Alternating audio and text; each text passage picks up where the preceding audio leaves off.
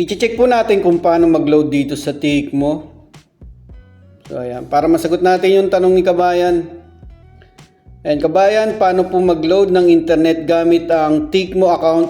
Salamat po.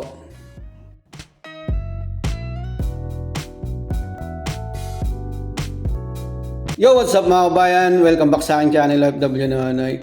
Bale, sunod ko pong i-share na video is kung paano bumili ng load dito sa TICMO, kung paano mag mobile recharge. Ayan, para nakita nyo naman yung tanong ni Kabayan kanina. Ayan, speaking po sa load mga kabayan, aalagaan nyo po sa load yung SIM card nyo. Hindi naman po time to time, i-check nyo po sa balance inquiry nyo kung kailan po yung expiration ng huli nyong load at saka yung validity po ng SIM card. Nakikita nyo naman po kung ano pong network ang gamit nyo. Importante po ang load mga kabayan para sa makaka-receive tayo ng OTP pa, kasi pag hindi na po kayo naglo-load at na-expire na yung load nyo, unang-una hindi na po kayo makaka-receive ng OTP at pati ng mga call verification at saka yung mga registration ng device. Kada open naman po ng mobile apps, nagsisend ng OTP yung mga bangko, kaya importante po na alagaan natin sa load yung SIM card natin. Kasi once na na-expired na yung load nyo, tapos na-deactivate na yung SIM card nyo, mahirapan na po kayo mag-open ng apps nyo. Kasi lalo pag nagpalit na po kayo ng number, lalong matatagalan po doon mga kabayan. Kasi may mga nare-receive po akong messages na hindi na po sila makapag-open ng apps nila nung nagpalit na sila ng number. Kasi ang mangyayari po, tatawag po kayo sa hotline ng kunyari, example STC Bank po, tatawag po kayo, matatagalan pa at maabala po kayo. Hindi nyo po siya kagad mabubuksan. Kaya kung maaari, na-expired yung SIM card nyo, tanong nyo sa network provider kung pwede yung same number pa rin.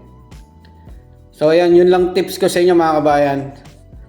Okay, balik na po tayo sa video, maglo-load na po tayo. Simulan na po natin. Login lang kayo sa TICMO account nyo. Yan sa dashboard, mag-add muna tayo ng pera. Tingnan natin kung pwede mag-add ng 25 Saudi Riyal. Pwede. Gamit ATM, eto cards. Walang denomination na 25. Type nyo lang dyan.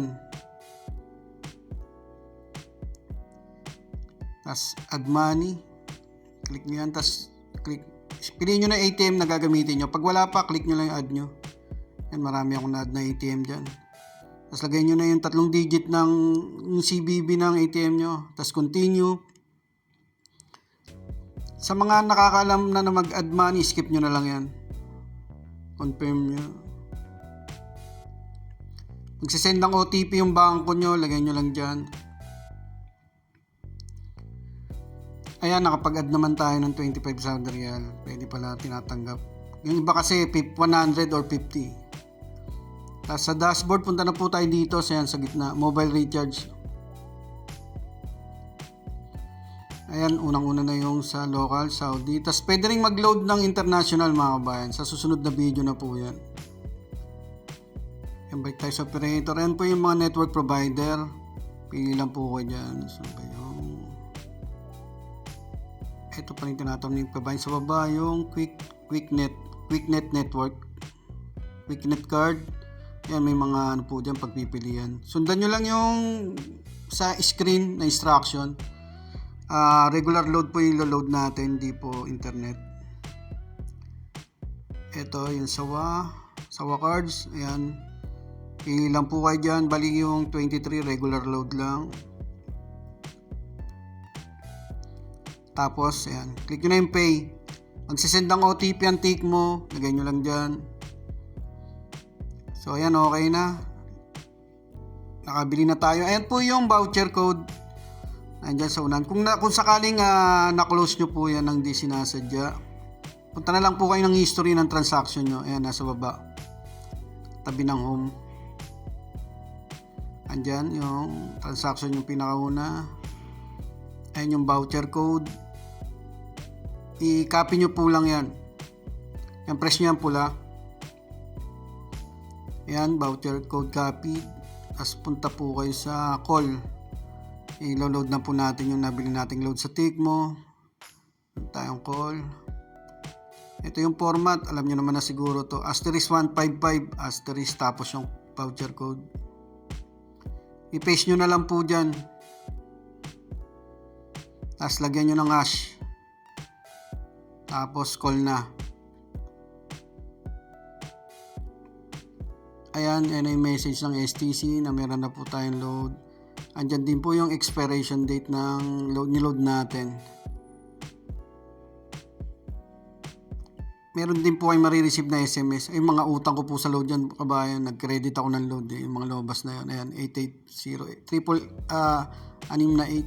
Ayan, 5 real. Umutang ako kasi wala pa akong pambili ng load, mga kabayan. Kaya umutang muna tayo sa STC. So ayun mga kabayan, gawin lang po kung paano bumili ng load gamit po ang Tikmo app. Maraming po salamat.